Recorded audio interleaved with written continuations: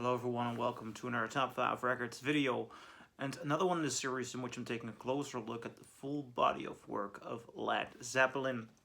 And after a short break, after Physical Graffiti, we have arrived in 1976 with this album, Presence.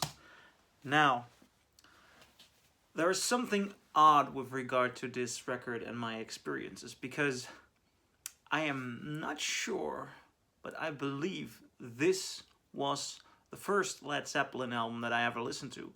So in that regard, I might be a little bit prejudiced. Also, I think this is one of the greatly underestimated albums by Led Zeppelin. So perhaps these two have something to do with each other. Perhaps this may be my most emotional connection, but I'm not sure if this is my first. Now, what's the story behind that? Gotta go back 20 years in time. I became a fan of the band Queen, and one of the big influences on Queen was, of course, Led Zeppelin.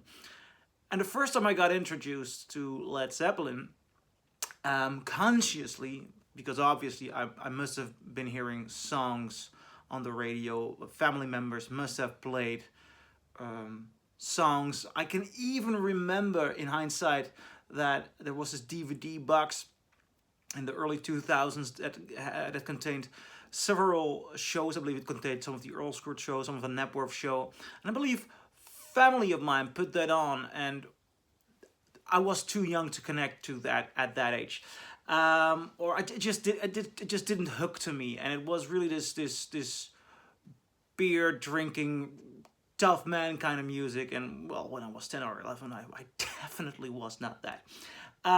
But then suddenly I became a fan of the band Queen, and I became more into hard rock, and I saw this video of Robert Plant performing Thank You and Crazy Little Thing Called Love at the Freddie Mercury tribute concert. Now, I do enjoy that performance more now than I did back then, but I remember that I went on a Queen forum and I said, who's this old guy messing around with this song? Now, I got a lot of negative comments on that, and I do understand. Although I still think that performance at the Freddie Mercury tribute concert was not his finest hour, because he was just too much struggling to get the high pitched voice out there. Ooh, you know, it were these cringy oohs. Later on, his voice restored to brilliant balance. I mean, I think I cannot name any vocalist, if you look at the reunion show, any vocalist who has such a beautiful control over these high voices at that age. Plant is just a brilliant vocalist. But I made those comments, and then one of my Queen friends said, dude, you know who you're talking about.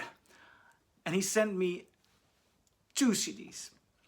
One was Led Zeppelin 4, but I believe I got that later, so I'm not so sure. And one was this one, Presence. And I do remember for the first time, so then Presence has to be the first one. Honestly, it has to be the first one.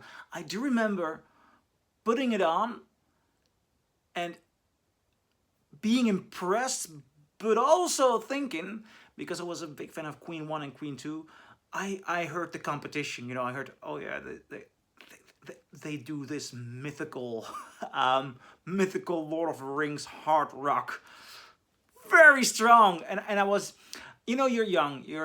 I was 14 years old, and then you're in that idea that one band has to be the best. So I was really struggling with listening to this record with Presence, because I heard it was good.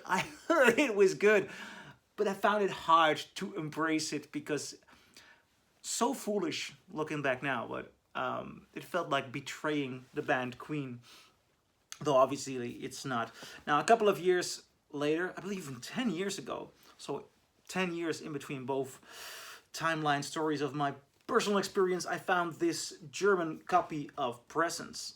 Having had a copied CD with a very bad replica of this cover, I didn't fully get the joke in the artwork here, because this is obviously Led Zeppelin playing with 50s America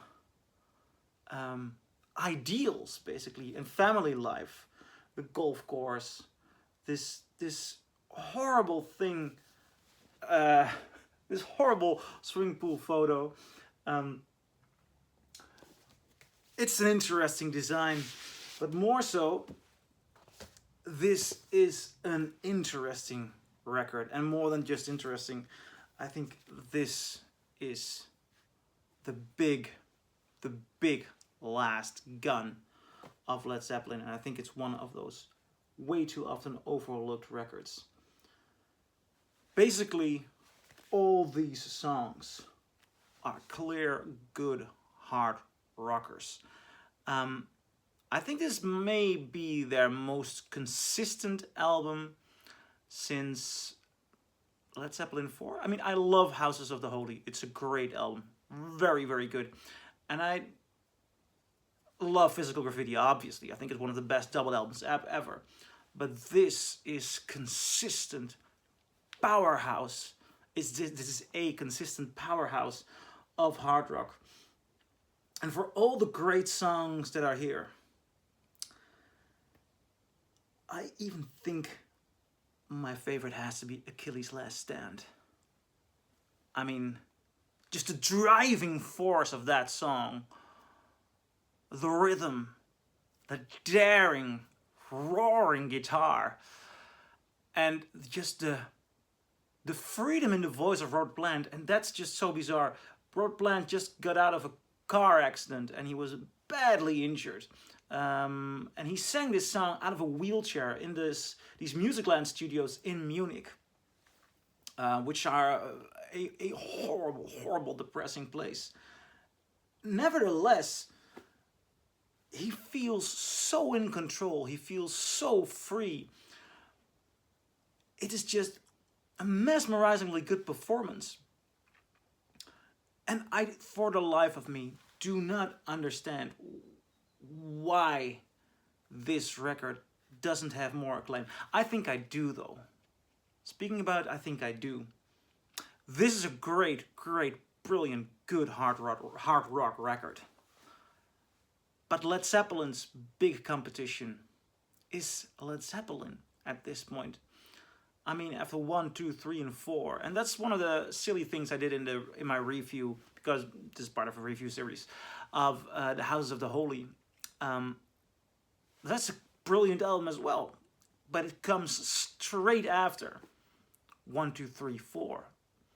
Perhaps the most brilliant streak of studio album releases done in 2 years' time in music history. I think that competes with the Beatles. I mean, just that purity of a streak of brilliance. And I think it's just overshadowed in a certain degree by all the other brilliant albums. But please, this should be there. This should be in the best of their catalog, because Zeppelin is on fire here. I'm curious, what do you think? Do you agree? Do you disagree? Leave a comment below, and I'll see you in my next video. Bye.